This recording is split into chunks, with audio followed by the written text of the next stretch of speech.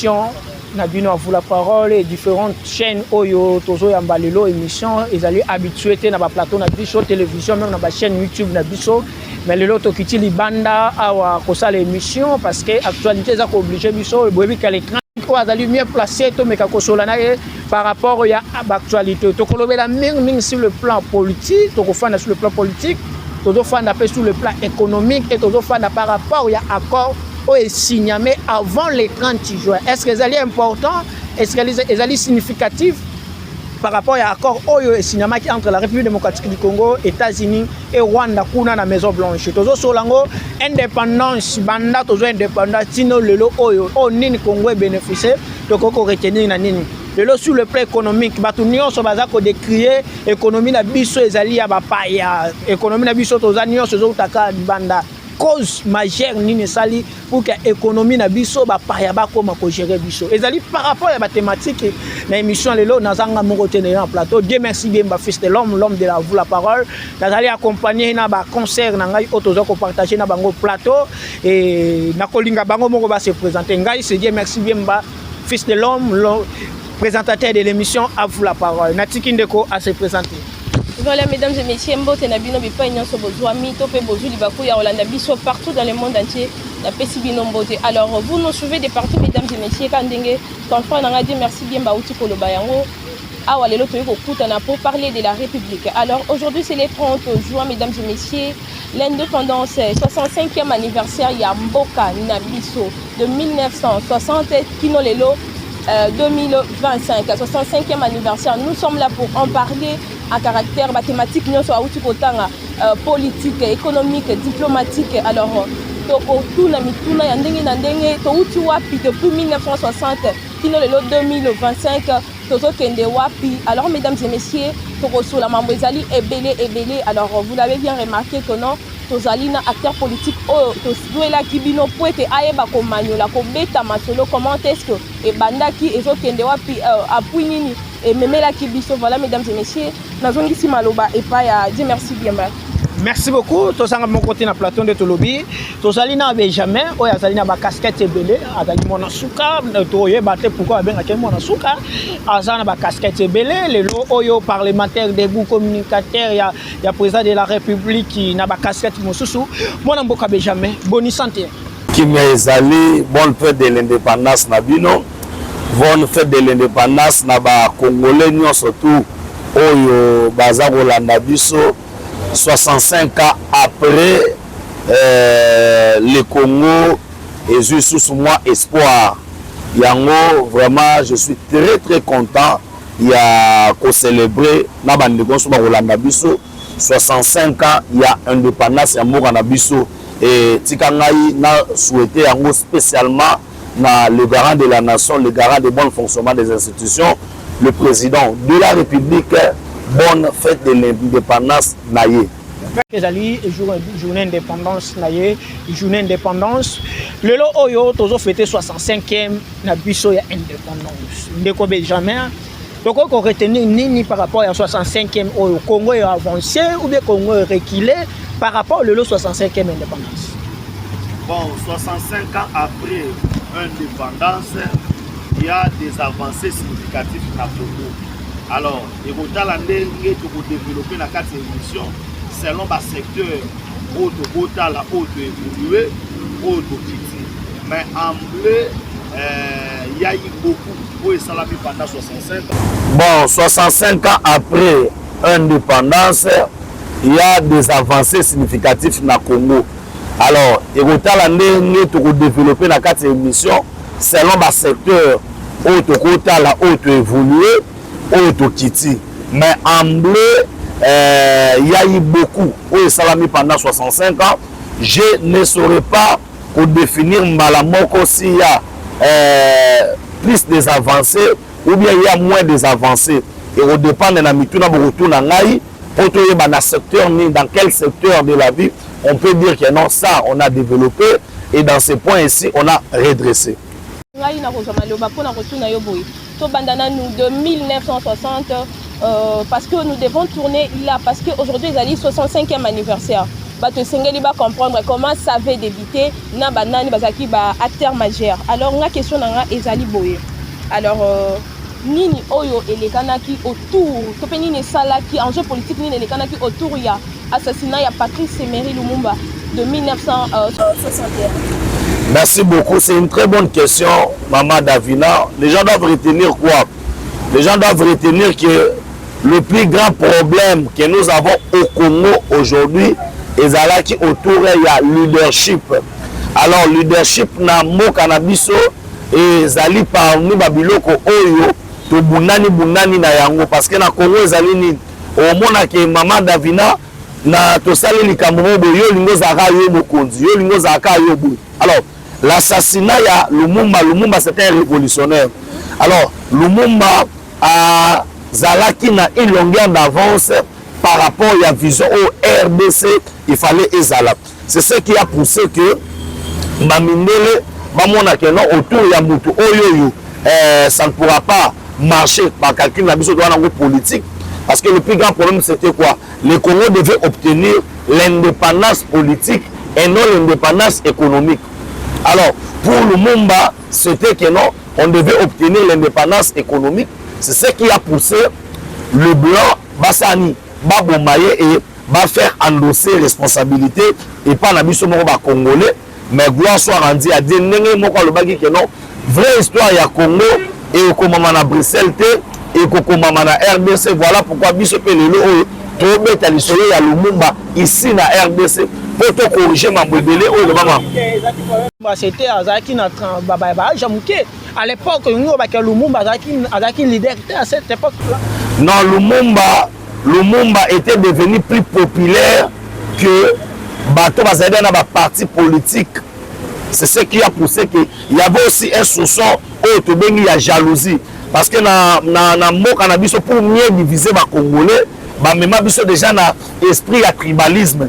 On devait faire que Tchombe, Azala leader na Katanga, nani Kalonji Moulopwe, Azala leader na niveau ya Kasai, Kasavubu leader na niveau ya Banekongo. Alors c'était ça, c'était autour il y a un conflit ethnico-tribal qu'on a sacrifié Lumumba. Mais vrai problème na Katiwana c'était parce que Lumumba gênait politique oyo Mundela Zaki nango ya koloba avant indépendance est égal à l'après indépendance. C'est au moins ça. Yango même te salaki que non a comme élément moko on devait absolument l'éliminer.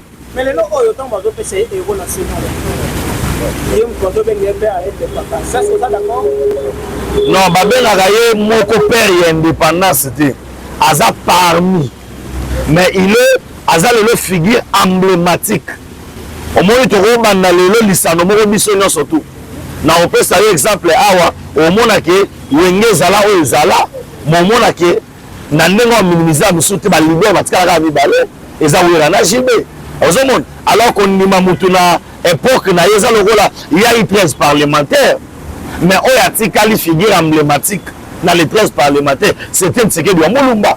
C'est comme ça. Bon, on rejoindre Bino, mais au finish, ce que toi, le temps et aujourd'hui, le nom de Lumumba n'est pas le moindre parce qu'il y a des universités, il y a des avenirs, il y a des ceci, il y a des organismes, il y a des ceci, il y a des ceci de Lumumba.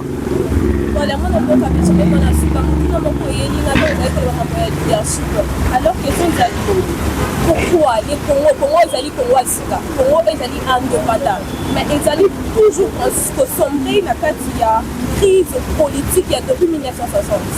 Non, aujourd'hui les gens doivent comprendre que le mal n'est pas habitué par Congolais. Ils allaient que lorsqu'il y a une organisation, pour organisation on a Tony Mayango, Moutoualingi Kobaki sa mécanicité autour il y a organisation.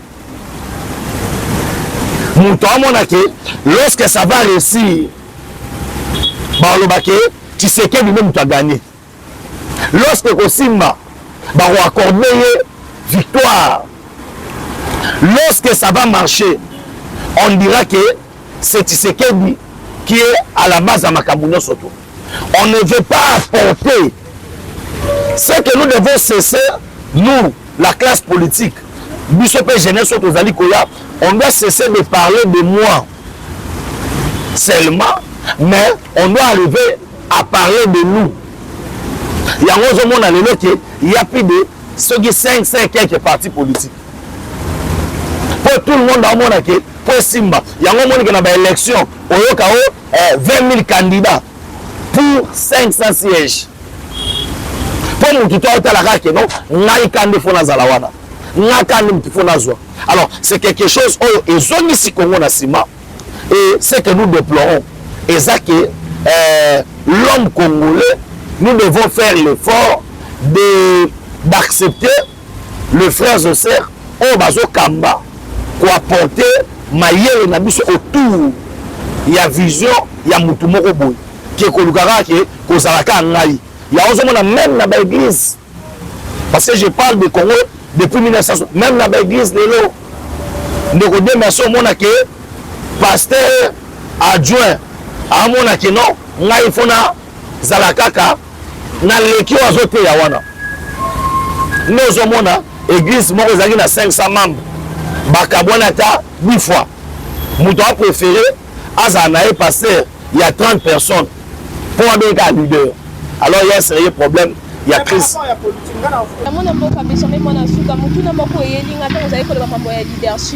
Alors question ezali boye. Pourquoi les Congo ezali Congo asika, Congo ezali indépendant, mais ezali toujours sombré na kati ya crise politique il y a depuis 1960.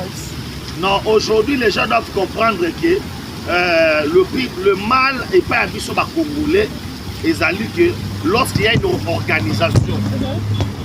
Pour organisation wana toni mayango.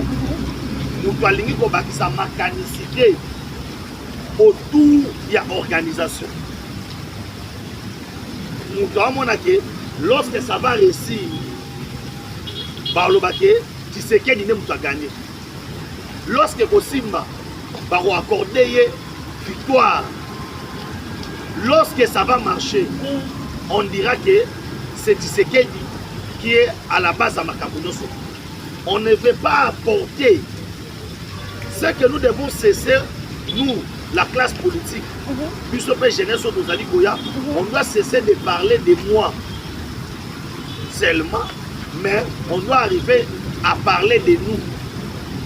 Il y a plus de 5 quelques partis politiques. Pour tout le monde, pour Simba, il y a un monde qui a une élection, 20 000 candidats pour 500 sièges.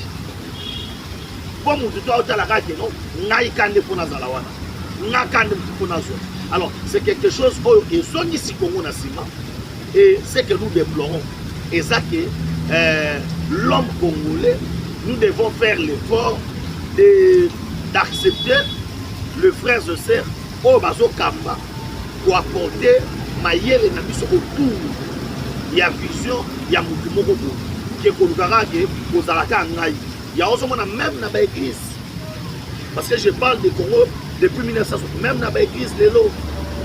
Le côté merci au monde qui est pasteur adjoint à mon non, Naïfuna Zalakaka, na leki azote ya wana. Nous avons l'église qui a 500 membres. Bakabwana ta 10 fois. Nous doit préférer Azanae pasteur, il y a 30 personnes pour des gars leaders. Alors il y a un sérieux problème. Mais par rapport à la politique, on a fait par rapport à l'accord, on a fait par rapport à l'économie, on a tapé sur l'indépendance. Mais par rapport à l'accord, on a signé les États-Unis. 1960, on a signé l'indépendance. On a l'indépendance, on a joué la guerre dans l'Est. Les Congolais ont signé l'accord. Est-ce que l'accord est signé? Et que ça, le changement et l'ongola biso et l'indépendance au Tokoka ko pesa te pe na ex de la République démocratique du Congo, mais accord au cinéma le 27 et au Mimango. Ezani. Merci beaucoup. Question nayo est très pertinente. Je tiens à rappeler ceci. Après série à Mobutu et consorts, d'abord la guerre froide de Yegoya, nous devons expliquer quelque chose qui est très important. Les Américains, bazaki na mutu na bango déjà. Oyo a zaki pion na bango, c'était Mobutu. C'est pourquoi tous ceux qu'ils ont fait en assassinat Lumumba et consort, bazana pour ça Mobutu a pandawana. Parce que on doit se le dire, Lumumba déjà a fait ça qui déjà le Boko na le Polo na bloc pour la soviétique Paris. Alors la Russie aussi Herrero Salaka n'avait pas apporté son soutien à Lumumba lorsque Lumumba s'agit dans le besoin. Alors c'était le Mobutu qu'il fallait arriver. La guerre froide a fait qu'on a utilisé Mobutu dans plusieurs conflits même ici en Afrique. Mobutu Azaki, autre il est tout puissant. Voilà pourquoi il y a un ouvrage là que vous allez aussi lire, Mobutu roi d'Afrique. Vous allez comprendre que les Zaïre à l'époque, Azaki na Makoki a contrôlé Afrique centrale et une grande partie Afrique. Voilà pourquoi Mobutu participera dans le forum Yamineni. Les Zaïre avaient Liloba ya Koloba. Après ça, changement à Makabuta au niveau des États-Unis d'Amérique, on a décidé que non, force aux Zaïre Azaki Nangoba Panzayango. C'est pourquoi vous allez comprendre que en 1996, lorsque la guerre Afdel est bannie, il n'y avait pas de nom Afdel, il n'y avait pas de Congolais. C'était le Rwanda qui avait agressé. Alors, on ne parlait pas de l'agression, on disait toujours rébellion, rébellion. Parce que la guerre est bannie vers février 1996, mais on montre que le 1er août 1996, les accords de Lemera. C'était les Américains. En fait, cette guerre, c'était les Américains. C'est une guerre purement économique. La République démocratique du Congo. Bango, le Congo la basa na ba pareil bango na likolo. Batala ka ba richesse. Balobi que nos pays oyo et c'est to bloqué sur le plan économique. Yango moni to signé accord de paix, mais oyo qui donne la trompe à lobby, il y aura encore accord vous autres signé. Ou ezali accord économique. Parce qu'aujourd'hui, ce que la République démocratique du Congo a, Dieu merci, Tolanda, Baniswa, ba politicien, Tolinga, Tokolia, Yango Biso Bokote. Toza obligé. Il y a Kolia, Yango, Naba Moussous. Alors, na obligation, Toza obligé, Olia, Yango, Naba Moussous. Ba Moussous, ba Bozo Manouki, pour Baya Koboto, la Biso na Makasi. Oleba Boto, la Biso na Makasi. Et c'est to mettre un mécanisme ya ndenge nini lolenge ya oyo bino bwana ngo bosenga boye bosombi boye kozwa na lolengo esengeli ke boye kozwa ngo na minduki ba Congolais ba yango balobi ke na boteki accord oyo eteki boteki mboka ya kosinisa accord pona ba intérêt politique yango na ebisi boye bato ba koloba bongo babenga kango manque d'argument. 30 ans après, Bakwa Kokufa. Tokoba na Batukufa. Tokoba na Batukufa. Soit qu'il est là, na tcheka kayo. Boana le pango na bino afani. Et te Bakwa Kokufa mo le pango. Suka bolo bani. Obeto sani. Tote kayango. Toka bolambo. Ponde moto na moto. Ake nesika na ye. Alors, nous devons continuer à mourir? Non. On doit réfléchir. 30 ans après, tous les guerres na monde et souka na autre bengi arrangement et souka na dialogue et souka na accord. Pourquoi on veut faire voir que on a vendu les pays? On va vendre les pays à qui? Mon amboka Benjamin Monasuka. Alors tu sais qu'on le même matali accord. Na kati accord wana. Première question na ngezali boye. Est-ce que accord wana et quoi apporter vraiment changement parce que tu as un accord de paix entre la RDC et le Rwanda. Est-ce que l'accord Rwanda, vous pensez, vous en êtes sûr que non et qu'on met vraiment changement dans la situation, vous allez faire force dans la biso. Et puis, deuxième question, l'accord Rwanda est allé déranger pour Nanini. Est-ce que c'est allé parce que vous teki ne bazali koloba yango que non na kati accord Rwanda est allé na ba mamsusu ezali koloba que non boteki ba minerai ya mboka.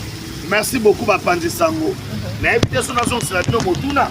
Quand on balanga na kati ya accord, on nga boya na accord bolobi ke Benjamin article 18 ya accord. Yango lobi ke boteki mboka. wana bokoloba makambo biso tokoya nango te yo za politicien oyebi déjà accord wana eza na possibilité na yo politicien te bokoya nango te me bolobi ke non Benjamin article 18 ya accord balobi ke boteki mboka mais balobi retraité te yango naza koloba esengeli to sosola malamu makambo tokoloba eza kotuya l'accord que nous avons signé c'est l'accord de paix. Maman Davina na bana mutuno na liboso lobi eloko nini yango ekorasire biso. Ngana koyebisa obo. Makambo ebele ekorasire biso. Ya liboso ezali que la nation la plus puissante du monde. Uta monde ezala monde. Ezambala ya liboso que États-Unis d'Amérique. Avanda na mesa po abongisa likambo etali accord de paix na kati ya bamboka mibale. Oko comprendre que États-Unis a eu médiation nango parce que il y a des intérêts économiques papa entre États basala na cadeau te papa Dieu merci. Maman Davina na kati ya ba nation ki bonde ko zakate bobote zakate ezaka na intérêt yo ozozwa nini opesa nini na minute oyo États-Unis aza na besoin ya ba matière au Congo aza nango mpona nini Chine azo ya mabe Iran azo ya mabe Russie azo ya mabe. Alors je dois contrôler la RDC, il faut na ba entreprise nanga e ko investir na RDC bisika o guerre ezali nana on moya na mbongo na ndeto ko sala émission les mais isika kito on a limité so to ki keno babo bato na yo cha caméra bisika o guerre ezali moyen ba ko sala ko investir ça la. Alors automatiquement baza obligé ya ko tia kimia oyo bazo tia na RDC ezo profiter na États-Unis na paix na RDC. Voilà pourquoi nous avons salué la sagesse, l'intelligence, vision ya Mukwarto Moromo moya kali. Mona mboka Benjamin Mwanasuka ezali ko bénéficier États-Unis na RDC mais accord wana to sali yango na Rwanda. Merci beaucoup. Le Congo a été agressé par le Rwanda. Une fois encore, Tshisekedi a ridiculisé le Rwanda devant le monde entier. Pour Rwanda, le Bagigé, il y a un RDC. A qui aussi des points. Tant que vous faites le Bagigé, Rwanda n'a pas agressé. Rwanda a invité Ngate. Otinda Basona Eze, Naïte. Makio Beka Mokolo Tonaï. Nakatia, Lokasa, Andimi. Koja Kimia, Poyende Moutou. Azali responsable ya Makabu na Nebosali. Et promoteur ya Makabu États-Unis. N'a lobby que non, trop c'est trop. Sur le plan économique, fandaka na accord sur le plan économique. Donc on benga ngo eza accord économique ou bien to benga ngo eza accord de paix. Parce que quand on lobby que eza accord de paix, l'accord ba signé, to ngato mona troupe rwandaise to baza na sol congolaise ba ba quitter. Malheureusement tout le monde après qu'on signe accord bitumbe tu ko bunda malisusu. Est-ce que c'est accord de paix ou bien c'est accord économique? Bon le bon dans la clarté. Na tu ko manuel ya bino boy. Oh de sinaki mokolo ya le 28 des accords de paix. Ah, il y aura les accords purement économiques. Donald Trump a lobby yango. Oyo ekoleka na kata cérémonie ya munene. Wana le ya yambo. Yami balé salini. Yo kanga ndeko Dieu merci. Lelo o esengeli boye baboye. Ba rebelle wana nyonso tu wana ils étaient appuyés par le Rwanda. Parce que logistique minouki masasi bakozwa wapi avec les occidentaux entre autres bango ba américains yango monaki bokozwa ba ke ngana olanda ba patete nga esenge na landa bato batindaka bango. Alors bato batindaka bango za bana bango ba américains. Alors soko bisina ota bana mo ba beti masasi basali boye wana yana ko biloko ya mito ikosila na par rapport à l'économie, le lot, moi, Benjamin, tu as eu indépendance, tu as signé accord. Mais tu as décrié l'économie na biso, et ça n'a pas beaucoup de bapaya. Au Boloba, Kabila, tu as l'économie n'a pas beaucoup de bapaya.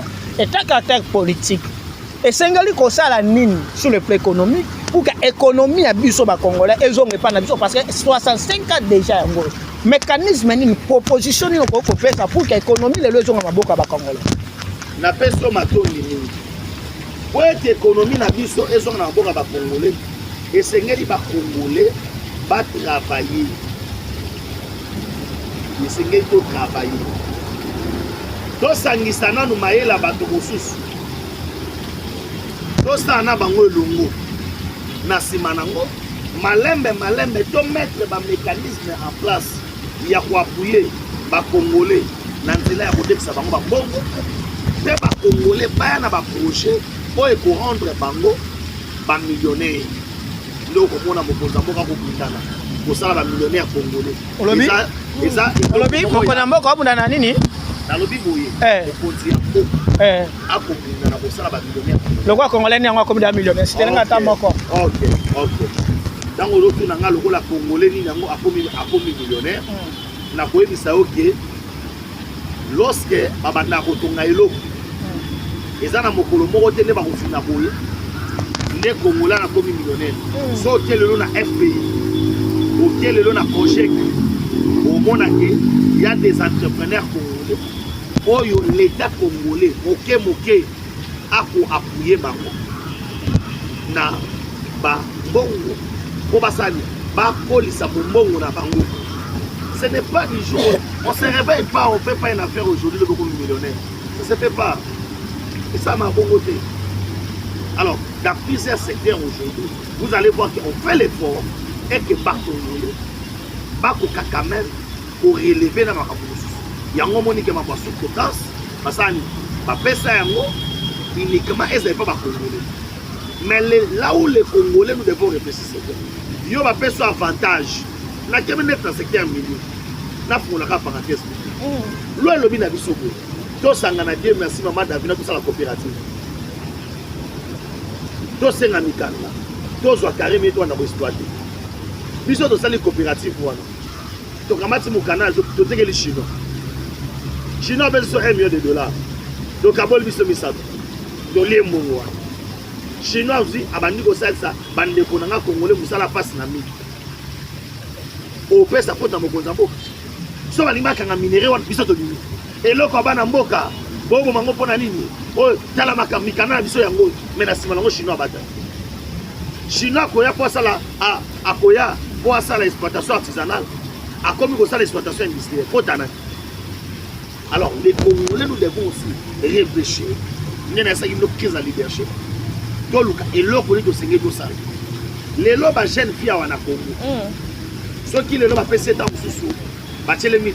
Au bel le bosseur c'est la son iPhone. Zokande. Soka fika 1000 wana. Asombi ata ba mèche. Na ba taxe ezali kolo. Na ba impôt eza awa. Wana ozolo ba na théorie ou eza pratique. Mon frère, comment le pays peut peut se développer sans qu'on doit foutre la taxe dans les impôts. Mon amboka nini wana? Mon amboka Yesu Christ afuta mpako. Mon amboka Benjamin Monasuka. En vous regardant comme ça, Ozana nous très jeunes. Alors de 1960. Oza papa bien sûr, mais Ozana nous très jeunes. En vous regardant comme ça, de 1960, Lelo Ezali 65e anniversaire, il y a indépendance. Jeunesse totalement absent na maimatali mboka na biso. Lelo soto bitozwa micro. To chabana na biso bande ko na biso baleki na biso bilenge loko biso to tuna nini ele kaka a raconter ta histoire 2 fois. Ça fait même ça fait la peine ya rotala o chimutu micro boya yebeta kombo présidente. Ayebeta ba histoire mutu te ayebeta ba date mutu te. Qu'est-ce qui fait non nini eko sala que non absence totale ya jeunesse congolaise na maimatali politique ya mboka na biso. Non, l'absence totale ya jeunesse maman ezali boye. Ezali système politique. Ezali mode ya gestion bato ando gérer mboka. Parmi mutu abomi jeunesse ya mboka o se Kabila. Na yeba ki place ko suka yo comme il est pèse ko kotanga komba Kabila te. Parmi mutu abomi jeunesse ya mboka oyo se Kabila. Na ndenge nini? Kabila abomi jeunesse ya mboka oyo. Na Kabila neto komona makambo oyo ba jeune détruit totalement. Kabila détruit l'éducation. Ah bon? Oui, c'est un peu comme ça. Il y a un moment où il y a Kabila, au moment où Kabila, bakomi kuna bakeko les la haute Kabila sont pour avoir diplôme d'état. Kabila détruit l'éducation.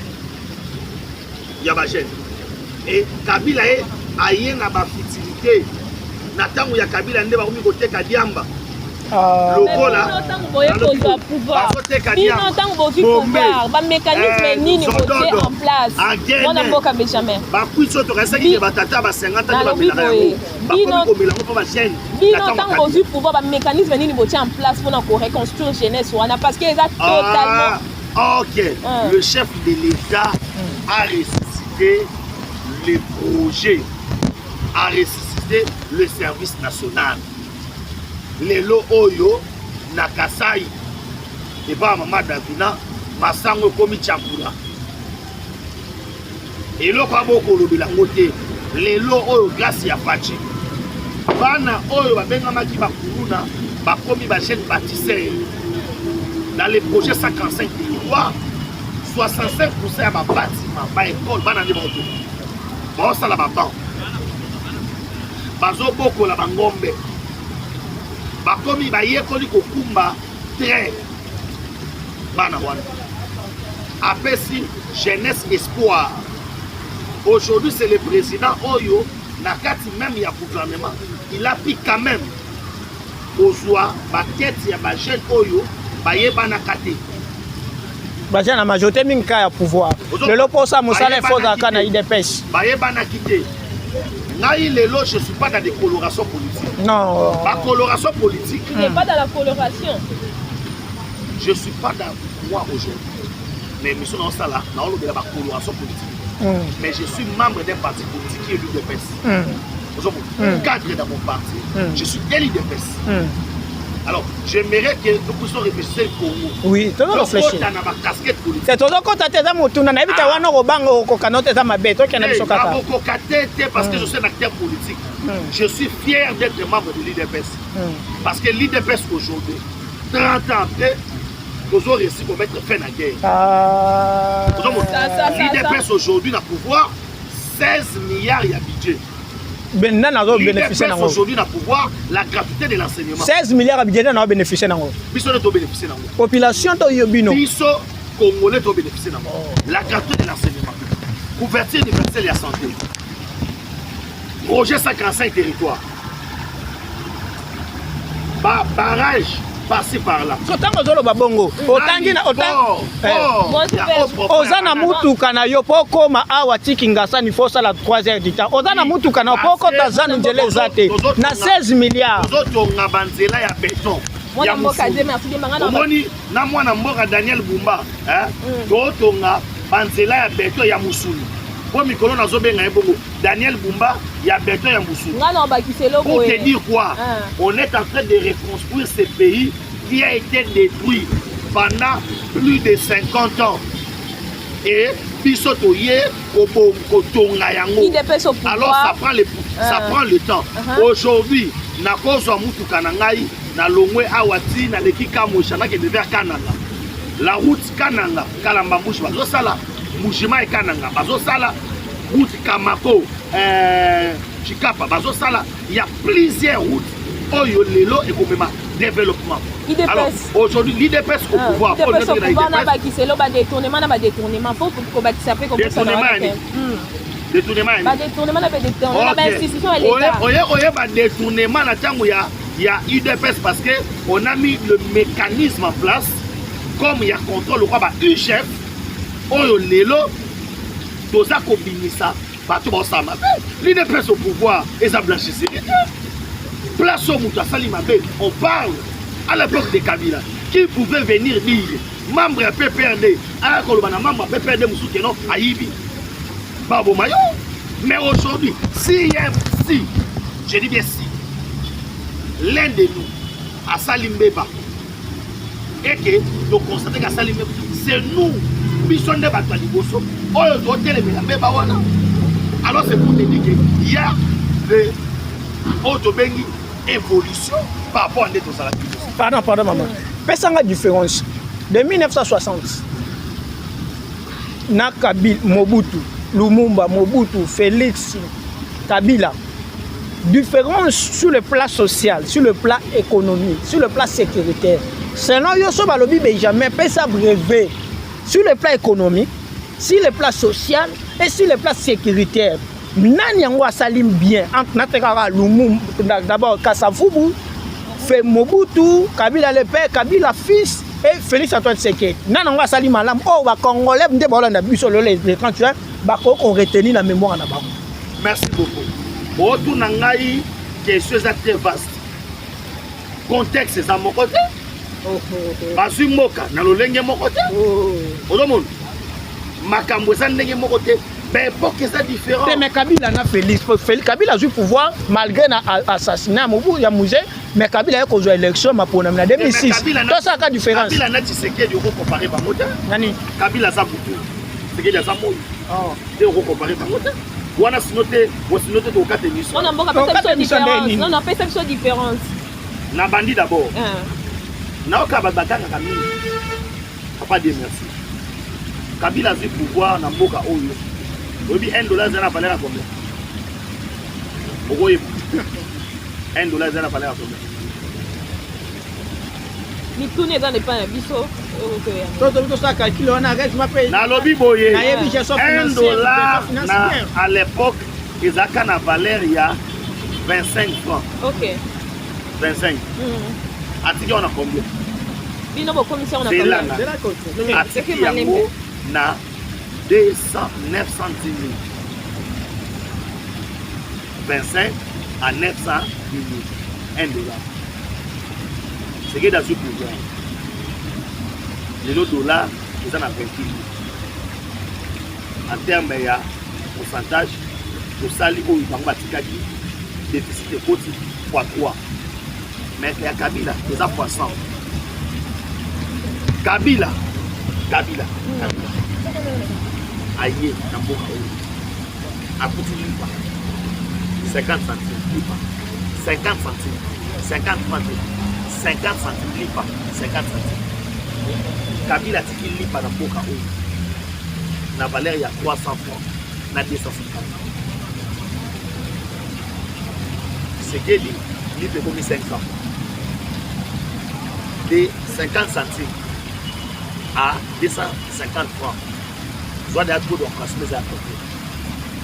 Ils sont toyés dans Boka Oud. On va parler de combien pour y appuyer. Alors, on a reçu sur le retour.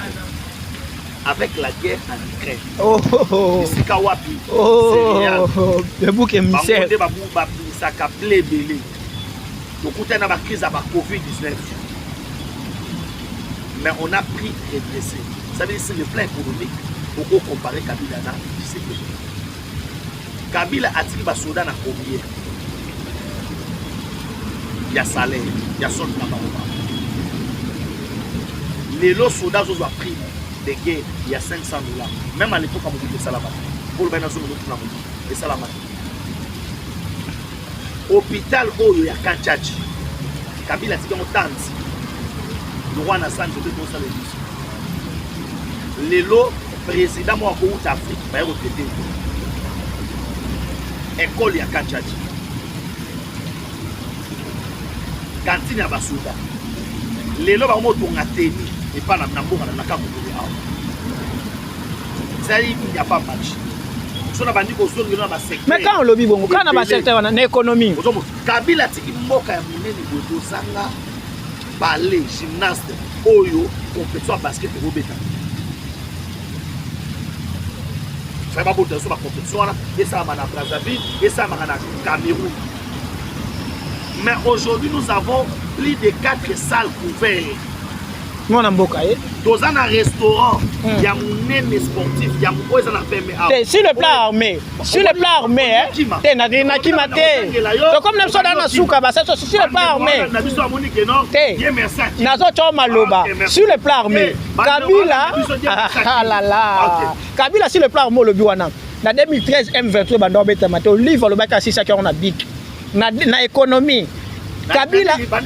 Na lobby, na 2013 armée. Kabila tiki armée structurée, Kabila lobby que non Olive aloba qui armée si la qui na guerre M23 ça qui na M na guerre. Boto ça l'émission côté batbasa te et lo wana le batanga avec bambata. Oh. Te mais la zo ba tout le monde ba 2013 qui armée oyo wapi. Kabila était membre du M23. Yango moni lelo. Il est où? Même M23. Mon amboka. Na minute oyo Kabila na M23. Tata moko maman moko. Mon amboka. Ye wana lelo na tango facha lo bakio. O tuna na émission na moko mona plateau. On le vient de Benjamin et là on y est là qui ça qui est Kabila bino boko c'est la case o tuna ngai. Ndeko Benjamin ni o mona ki Kabila na Goma. Na ebisa ki yoke le président de la République est la personne le mieux informée.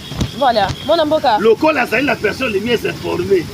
Yeba solo qui ndeko dire merci. Ce cas lobby que mon compte M23 et Zali Kabila bon dimelaye. Alors ndeba lobaka kaka la patience paye. Les lots patience na biso to monike mon compte M23 tala. Mais jamais mon amboka, on nous signale que nous sommes déjà à la fin. Gaspose na ça nous sommes à la fin. Moi Zali na motuna ya suka segel na ça ba réunion na santé. Yoka. Santé ba no seka biso limité. Yes comme moi ça on a route. Mon amboka Benjamin Monasuka, vous êtes membre de l'IDPS, parti au pouvoir. Lelo natanga wakazali ko mona ba pays voisins et zoya ko zabasson na kata mboka na biso. Aujourd'hui c'est différent parce que biso moko ba autorité mboka na biso. Tozali ko mona. Obano ya na tapis rouge. Bano c'est biso IDPS parti à santé. Lelo ancien président akowe na santé. Na lobi boye. À l'ancienne époque, vous avez comme on a battu tous les pays voisins, vous avez qu'on a quatre mboka na biso qu'on doit faire des soins. Mais aujourd'hui, biso moko surtout ba konzamboka. Ceux qui ont maladie mouké à Kimelina na Libanda à l'étranger. Alors, yo étant que membre, il y a IDPS. Lelo oyo nini bino bo memeli biso. Ceux qui ezate ko ya ko dénoncer comme memela biso que tel a détourné autant, tel a fait ceci, tel a fait cela, ba monta kaka ya minene. Maloba ngambu na yo. Mama tiko ko sabatuko. Mama yemo o eza lelo omona hôpital la mama yemo hein muta komi so akomi kuna arawa chibeto ngesa bigi déjà bona confort eza kuna responsable politicien odomon lelo oyo kende na hôpital Bobila na Mbujimai o bulonde de oza na Canada kende lelo na Lualaba Otala hôpital Ototo. On va parler France, Belgique, bazo se traiter pour. Tokom na suka, to si émission. Il faut la répondre yo ça ceux qui na bête bino biloko. To si na biso, to si ici. Moi la mboka madame naibi que pesa message, pesa mot de la fin. Voilà, mesdames et messieurs, nous sommes à la fin de notre émission. C'était une émission spéciale 65e anniversaire de l'indépendance to Yambela Kibino. Mwana mboka Benjamin Monasuka auto betine masolo ya mboka na biso to betine masolo ya depuis 1960 kino lelo 2025 ngai na kozongi seleka maloba mukie nini o bato esengeli ba retenir depuis 1960 lelo to komi na 2025 les gens bana mboka ba imboka ba kongomane esengeli ba retenir nini na matali 65e anniversaire de l'indépendance.